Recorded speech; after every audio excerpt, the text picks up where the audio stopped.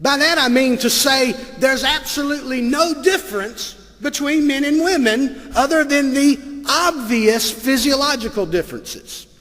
That gender means nothing. Since psychology emerged as a discipline in the sciences, there has been a debate about the nature or nurture of things. In other words, who you are, your character, is it because of nature? Is it genetics that makes you who you are? Or is it nurture? Is it the environment you grew up in and the influence of your parents and your family and society that makes you as you are? Is it nature or is it nurture? Well, now certain things there's no question about. It is purely nature. The color of your hair, whether some men go bald or not, whether your earlobe is a sticky or a hangy-downy. Those are all determined by genetics. They're determined by nature, and you don't get any choice over it. But when we start talking about other characteristics of personality, how much of that is nature? You've inherited it genetically from your parents, and how much of it is nurture? Well, Dr. John Money, a psychiatrist at Johns Hopkins University, he published a paper in the early 1950s where he claimed that what we distinguish as masculinity and femininity are creations of culture that are nurtured into young boys and young girls, and that the differences between the genders are just simply a few physiological and hormonal differences, and the hormonal differences can be changed with medications. In other words, no difference. Dr. Money got the opportunity to prove his theory. Early in the 1960s in Calgary, Canada, 2 twin boys were born. In a tragic accident, when those boys were just a few days old, these identical twins, the first one, when taken in for circumcision using new equipment, was horribly disfigured. And there was no way to repair what happened. The pediatrician that was working with the family had been in one of Dr. Money's seminars, that there's no difference in gender. And he said to the family, I need you to go see this psychiatrist at Johns Hopkins University. I think he's the only person in the world that can help you. So this man and woman took their 2 twin boys, and they were 8 days old, and they visited with Dr. Money. Dr. Money said the solution to this dilemma would be to go ahead and do surgery on that baby and make him into a girl and raise him as a girl and never tell him any different. Give some hormone therapy, and he will be a she, and she will grow to be a happy, healthy, well-adjusted young woman in almost every respect. This was the best medical advice in the world. And so the family took it. Within the first few years of the baby's life, there were 3 different reconstructive surgeries. And John became Joan. But no matter how hard they tried, no matter how frilly the dresses they put on her, no matter the hormones that were given, John just never would become Joan.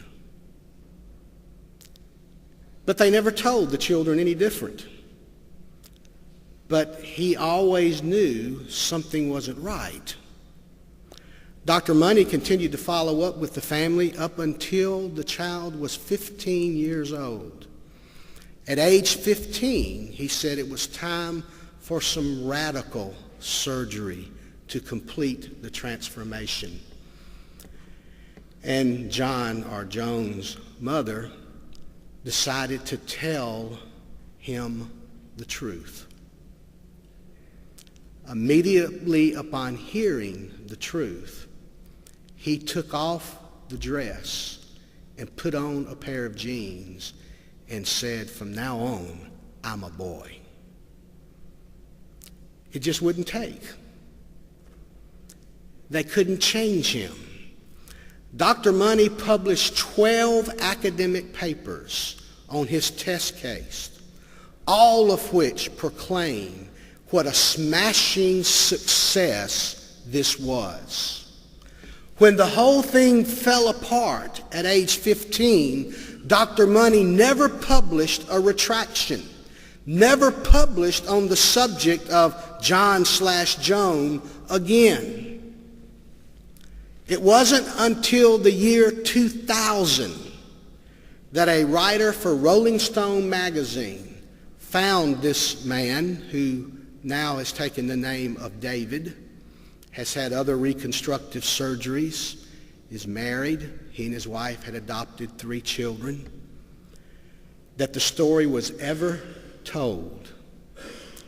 In 2006, David killed himself, never able to adjust himself to what had been done.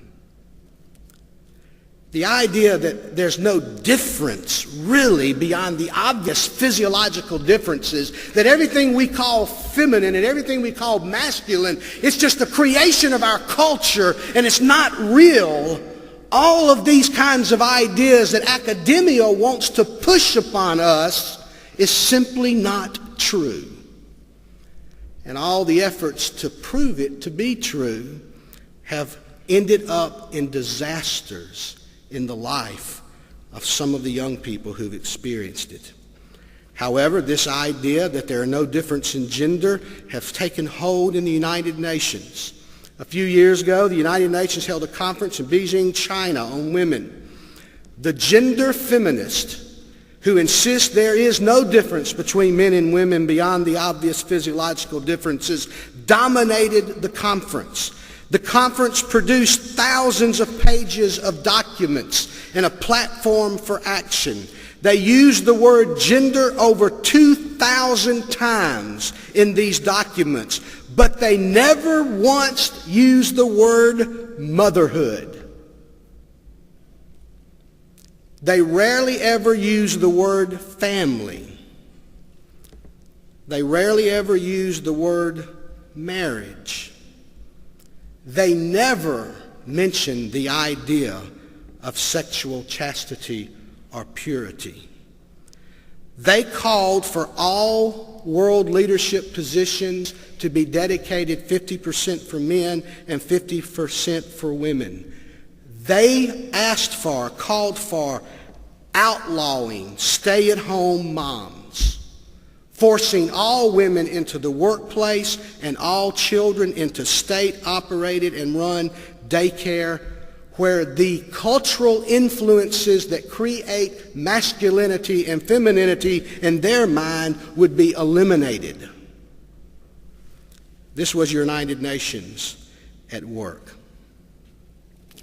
When they try to elevate and say there's no difference, saying there's no difference between men and women, it's a form of idolatry.